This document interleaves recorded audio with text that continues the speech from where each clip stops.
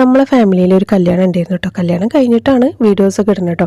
അപ്പോൾ അതിന് സിസ്റ്ററിൻ്റെ മോൾക്ക് ഡ്രസ്സ് തയ്ക്കാൻ വേണ്ടിയിട്ട് തുണി എടുക്കാൻ ഞാൻ പരാഗിലാട്ടോ വന്നത്. ഞാൻ സെലക്ട് ചെയ്തത് ഈ ഒരു പ്യുവർ വൈറ്റിൽ വരുന്ന നല്ല ഗോൾഡൻ ബൂട്ടാസൊക്കെ വരുന്നത്, അതിൻ്റെ ഇടയിൽ ഇങ്ങനെ സീക്വൻസ് വർക്ക് ഇടയിൽ ഇങ്ങനെ പോകുന്നുണ്ട് കേട്ടോ. ആ ഒരു മെറ്റീരിയൽസ് ആട്ടോ ഞാൻ സ്കേർട്ടിന് എടുത്തത്.